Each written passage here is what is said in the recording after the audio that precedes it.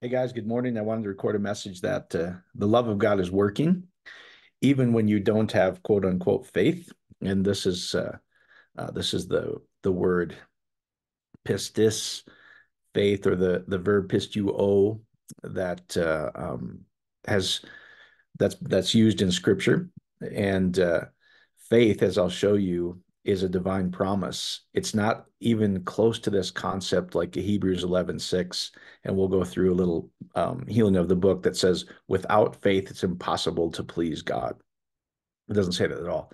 I've shown you on the fellowships that this word and this concept of faith is not God withholding anything from you and will only give you the necessities, your desire, your answered prayer, if you meet this certain threshold, and then okay, that's the rule, and I'm going to give you that. That is not what love does. Love gives and gives and gives. In fact, it's the exact opposite. Is it actually says everyone will experience this divine trust, this entrustment, this gift that's within you. You will experience it. It's a promise. And I'm going to show you a clip that we showed in the online fellowships that we do Sunday, the science behind it, which is really cool. And I think if we just all use our head a little bit versus our religious mind and just say, what would love do? Would a loving parent or a loving spouse ever do anything like this? Let's just take a parent. Um, would a loving parent withhold food, withhold clothing, withhold shelter from their kids if their kids didn't have enough faith that it was dependent on the kids to perform, and then the parent responds? It's the exact opposite. And so love responds because that's what love does. Love is responsive, as we've been sharing about.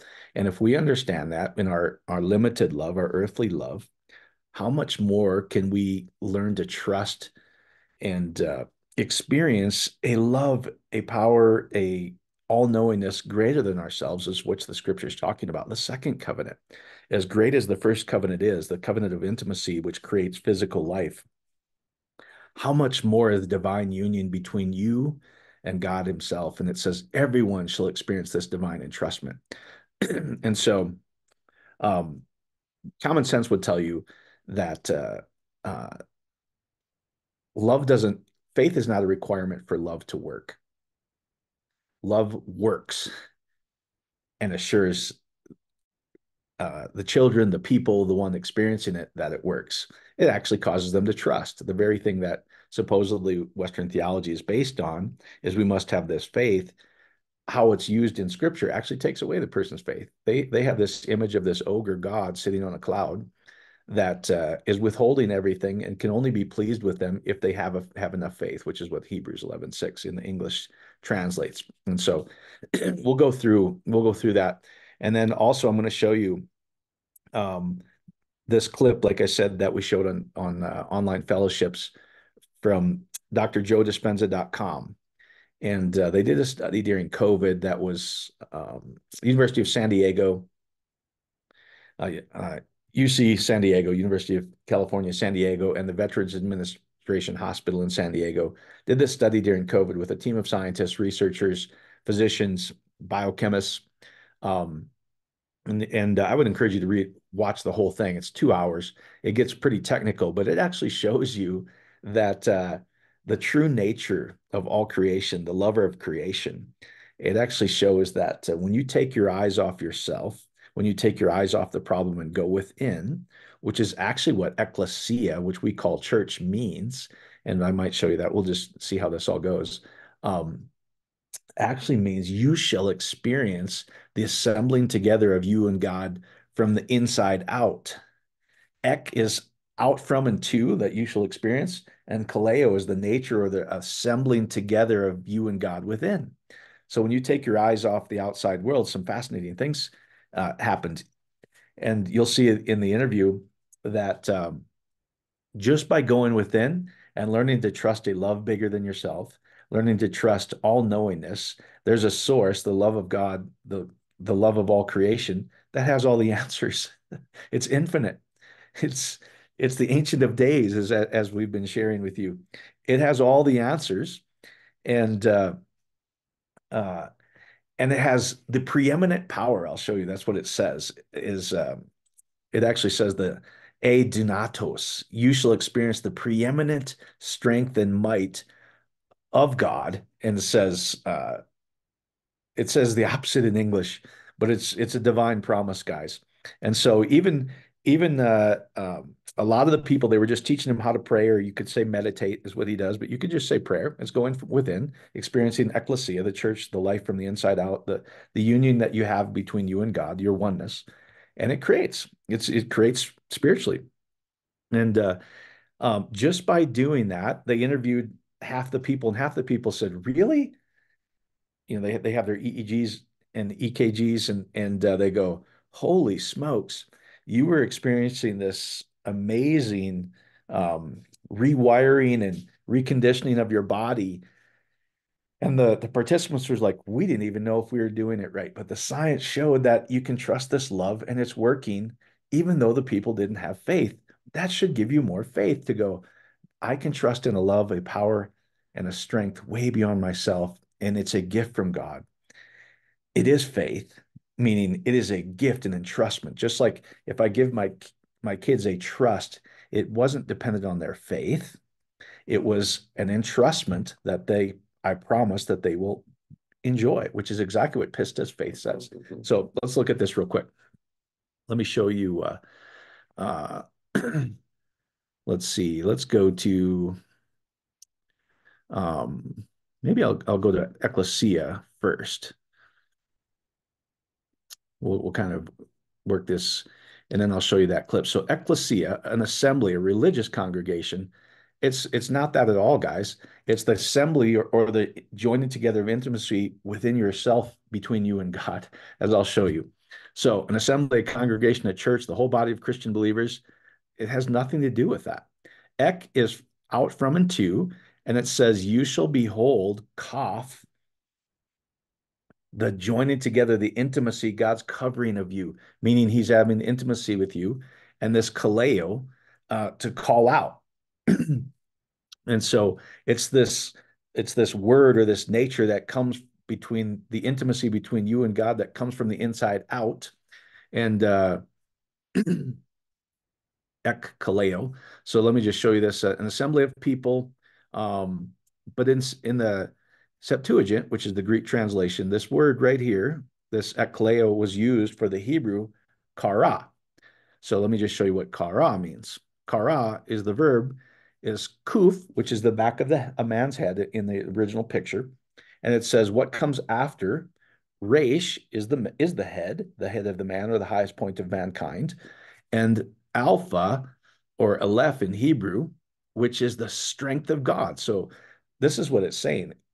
This proclamation that comes from the inside out, comes from the intimacy between you and God within, and you shall experience what comes out, or what comes after this kara, this proclamation, this flow that comes out of you. You shall experience the strength of God. That's ecclesia. Like God called the light of day. It's really this declaration, or the shout of God. Um, the first one is actually intimacy and semen. And you shall experience this declaration, or this shout of the highest point of man, which is the completion of intimacy. This is the intimacy between you and God that comes out of the highest point of man, Resh, the head, and you shall experience the strength of God and what comes from it, Kara, which is what ecclesia means. It means the kaf, you shall behold the creative ability of the covering, you having intimacy with God and what comes forth out of it.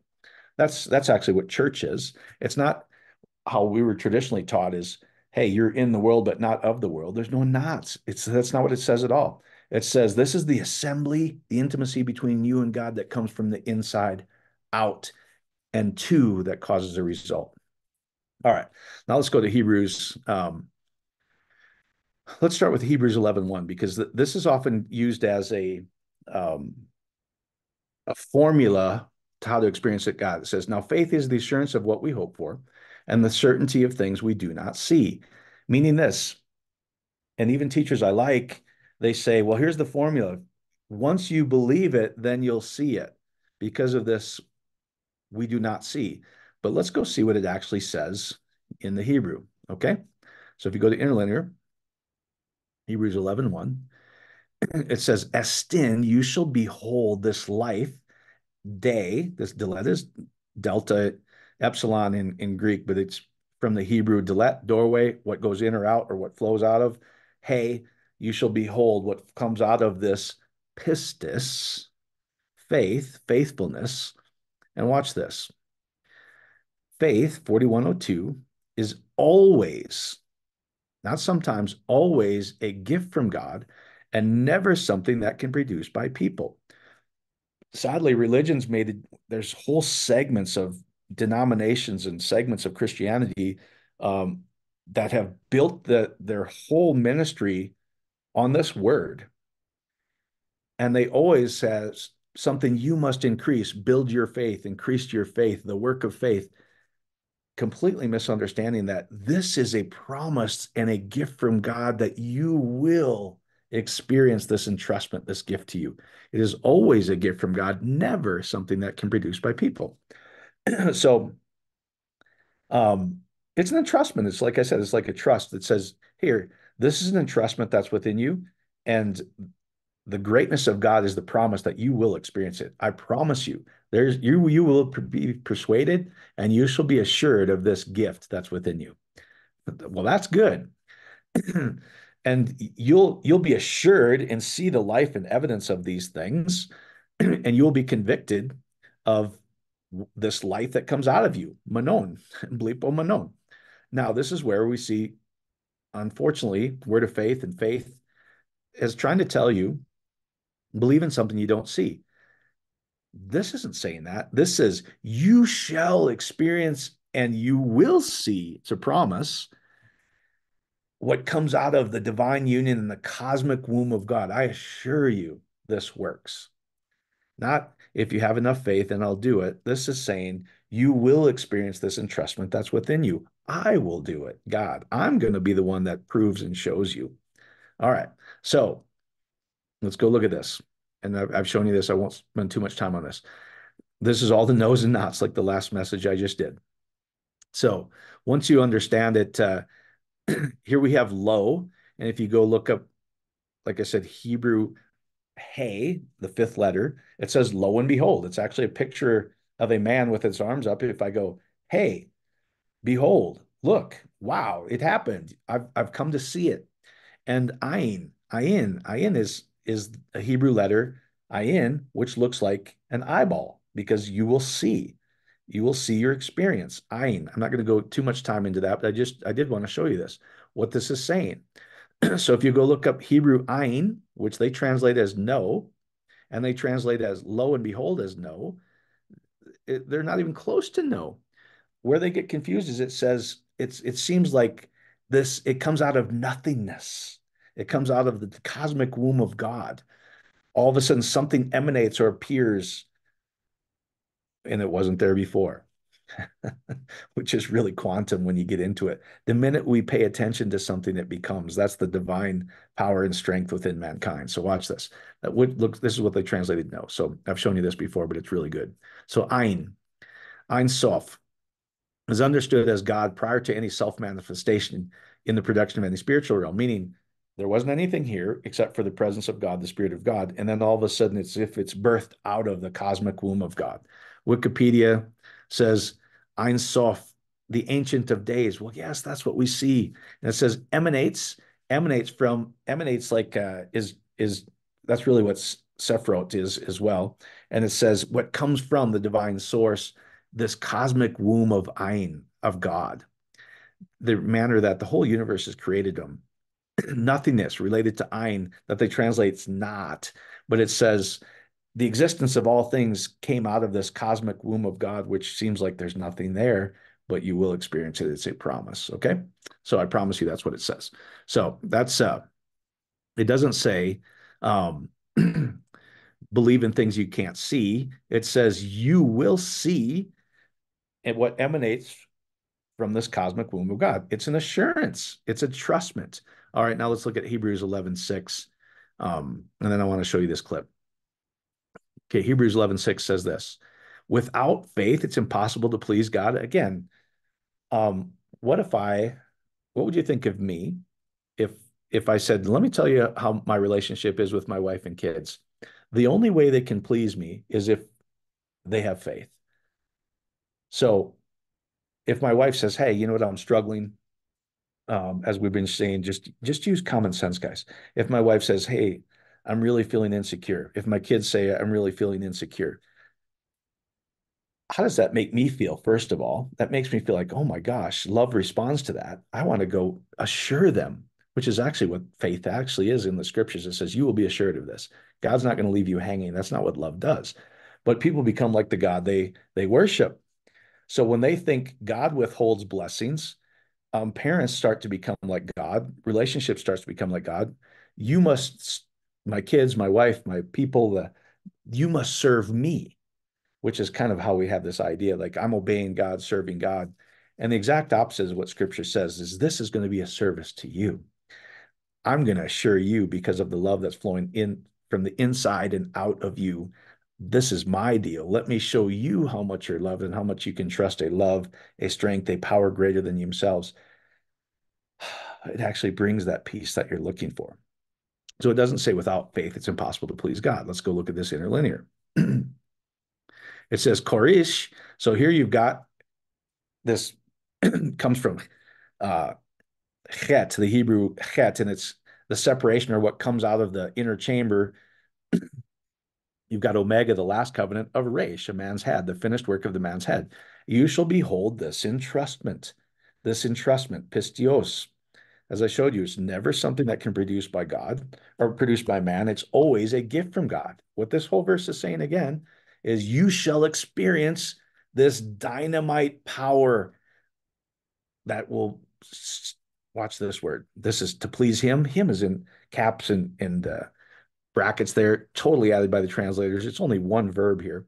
And it literally says to give pleasure. This is as pleasure as well as the first covenant of intimacy is.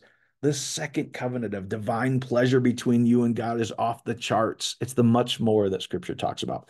And it says, you will be pleased with, this will give you pleasure and it'll gratify you entirely. And what is this? Impossible? Exact opposite. It's impossible to please God. No, that's not what love does. This says you will be completely gratiated and you will experience this complete intimacy and pleasure between you and God, which is a dunatos, alpha, negative prefix. It never is that. It's a picture of an ox in Greek. It's a picture of an ox in Hebrew. HebrewForChristians.com says the original was a picture of an ox. Today it doesn't look anything like an ox. The Latin's translated as no, and the Christians just took it from there and gave us a religion versus a divine promise. Guys, the scriptures are about divine promises, the relationship you have with the true God of love, the true God of creation. You were never a sinner saved by grace. You were always God's magnificent creation, which was the Alpha, the magnificent strength of dunatos of God. So let's go look at Alpha. Always means the strength, the finished work of God, the strength of the ox. It's a picture of an ox, both in Greek and Hebrew. The only place it's not a picture of an ox is the Latin and English interpretations. So strong, might, powerful, the preeminent ability or power of something. So this is saying as strong and strengthful as the first covenant is, that two can come together in pleasure and intimacy and create life where you have this divine seed of God comes together with the egg in the woman's garden, and she begins to show her showbread. First covenant, right? Oh, that's cute. She's showing. That's the showbread, guys. The lechem, the life that shows. And this is the preeminent ability and power of God. You can trust it. Now there is manna, lechem, bread from heaven. There's a rising up, orenos, or rising up within the resh, the head, the highest point of man, not gender specific. This is God coughs and has intimacy with anthropos, both male and female. And religious cultures get it wrong. They read it that the males cover the women, so they must wear a covering, but men don't have to wear anything on their heads. or cover themselves because God covers the male. It doesn't say that. It says men cover women, first covenant. God covers mankind, second covenant. You have the creatability of God within you. So anyway, this is talking about you will not, they translate that as not possible. And it's saying you will experience the strength of God, which is preeminent. It's all powerful, has all the ability in the world. It's strong. So what this verse is saying is you shall behold this second covenant. It's an entrustment, and this will completely gratify you and satiate you. It is the preeminent power of God. It is the dynamite power of God. And this entrustment is you will experience this life of drawing near this last covenant between you and Theo. This life exists if we keep going. So anyway, just wanted to show you that um, it is not talking about something you must go produce. Religion made it that way. Faith is always something you can trust in because that's what love is. Love assures, love responds, even when we don't have faith. Does a loving parent, does a loving spouse respond? Yeah, it comes from the inside out. It comes from an overflow. It doesn't say this. It's only the only reason that you kids exist is to please me, to obey me, and I will not be pleased with you unless you have faith. I'm not going to feed you. I'm not going to love you. I'm not going to give you shelter if you don't have faith. Exact opposite. Because I am loving, they can be assured of my love and it's working even if they don't have faith. So watch this clip. And this is a little long. It's about 4 minutes, but I want to show you the first doctor that comes up, this Dr. Carla Stanton. And I want you to see that she actually says, people were blown away that the love of God was working, even when they didn't know if it was working, because that's what love does. You can trust love. It's working, even when you don't have faith, because love works to prove to you, to ensure you. So watch this. Like I said, this is from drjoedispenza.com. If you just Googled evidence is the loudest voice, you'll get to hear. But watch, I think this is so powerful. I got to optimize this so you can hear it. Sorry.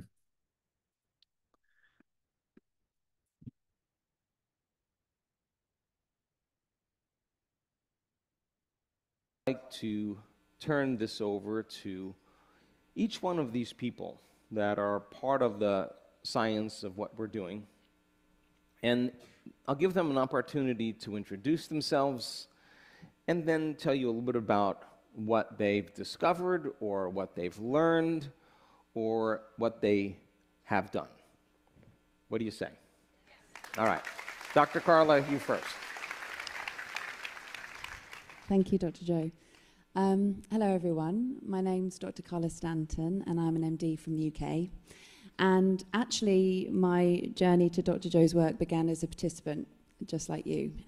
I was seeking science-based solutions to health and healing that I had found to be remiss from the medical model, especially when it came to chronic disease, which was my specialty as a family and functional medicine doctor. And through that journey, not only did I heal from a chronic condition that I'd had from the age of 3 months old, but as part of the research team, I have come to have the privilege of measuring hundreds of hearts and witnessing how they change during the course of 7 days at these events, and also analyze the data from our coherence healing sessions. And I continue to be astounded by the power and plasticity of the human heart and its capacity to change and transform the autonomic nervous system, your health, and the health of those around you. So I'd love to share just a couple of insights that I've learned which have helped me professionally as a physician, but also personally as a participant in this work. So first thing, just by being here in this event over the course of 7 days, you have the capacity to double the amplitude of energy in your heart. You can increase your HRV, your heart rate variability, by 200% just by doing these meditations. Now, to put that in context, HRV, heart rate variability, is a well-established marker of health and longevity. So what's normal is that it reduces between 2 to 5% per year. And we see people increasing the amplitude, their HRV, by 200% in just 7 days. So I'd say that's pretty astounding.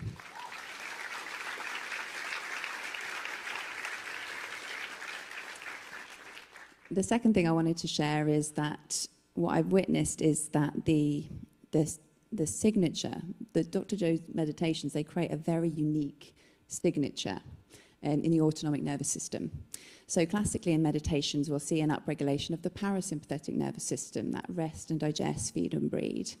And that makes sense, right? We want to restore and repair. So we absolutely see that phenomenon in these meditations. But what's really unique, what I've witnessed, is that we also see a profound upregulation in the sympathetic nervous system. So classically, this will be the fight or flight and arousal. But instead of being an arousal from fear or anger or pain, you're experiencing an arousal from bliss, joy, ecstasy.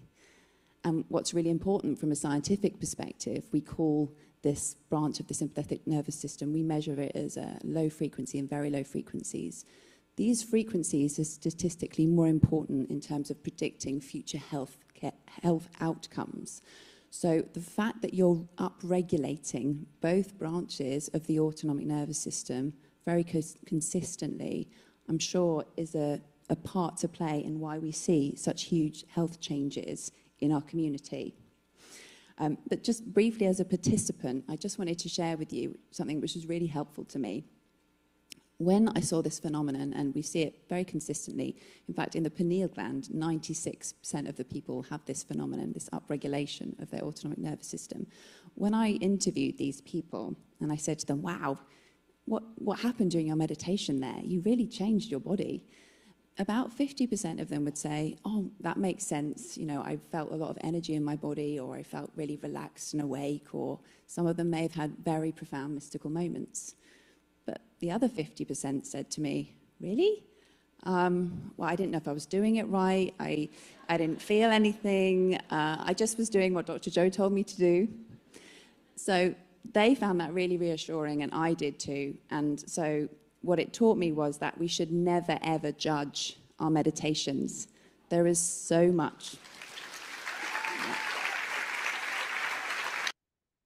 Okay, guys, that is so cool to me. So scientifically, when people took their eyes off their problems, and she goes, they felt the ecstasy, the bliss between themselves and God. They probably wouldn't say it like that, but from Christian standpoint, this is how we would describe it.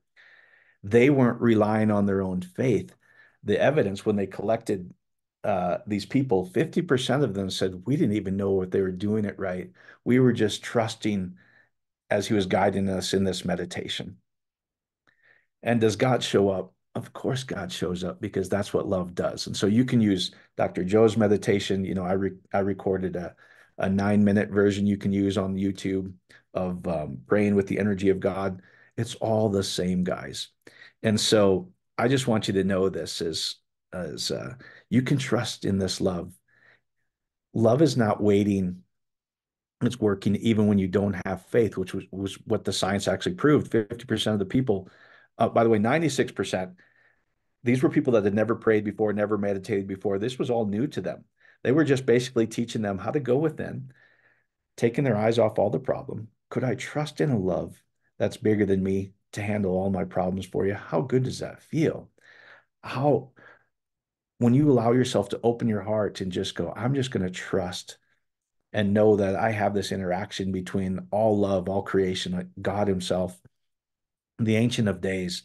Faith is not something I must generate. It is a gift that I will be persuaded of. It's an entrustment that I shall experience, the edunatos, the dynamite preeminent power, the infinite knowledge, the all-knowingness, this knowingness of God that has the answer to every single problem in the world. I can trust that versus my human knowledge. I can trust a love greater than myself to take care of me, because that's what love does, even when I don't have faith. Because faith is the promise that you will experience the intimacy between you and God. You will be persuaded of it. This is my gift to you. You're God's highest creation. That's why I said, when you go into this meditation, when you go into prayer, what value is in stressing, worrying, thinking about all your problems? When you have access between you and God, your oneness, where you can go within at kaleo. the, the, you can allow the creation, the cosmic womb of God, to create exactly how you want it and take all of your problems and bring them into love and harmony. You don't have to have faith, as they've proven when they put the EKG and the EEGs and their monitors. They were going, "You experienced this." They were like, "Really? That's so cool," because we didn't even know if we were doing it right. You can't do it wrong. That's the promise of faith, is love is working, love is responding, even when you don't know if it's working. Now that actually gives you what the Christians are trying to have, faith. And so I would just do this is science shows that you don't have to have enough faith. It's working because that's what love does. Just as a father, a parent would take care of their kids because that's what love does, irregardless of their faith. And when my kids experiencing that, guess what it causes them to do? To learn and trust that I can trust dad, that I can trust my spouse. The very thing that Western religion is literally crushing by teaching faith incorrectly. It's about time for religious leaders to realize God's not an ogre up there. God is love and harmony. Their very theology is causing most of the problems because they're saying without faith, it's impossible to please him. So go build your faith. Um, that's not what I did in my marriage vows with my wife. I said, despite everything, I will be there because that's what love does. And so I would just do this is science shows that it's working even when you don't even think it's working, which actually gives you faith, which actually gives you trust. So whatever's going on in your life today, could you just let go? Could you open up your heart, let your mind and your body just let go of it? Just release it. When you use the meditative prayer, it gets you into that alpha. The science shows you're there. You're there. You have access to all knowingness. You have access to the preeminent all power of God, a strength way beyond yourself, a love way around yourself, a response that every atom in the universe moves to fulfill you because that's what love does.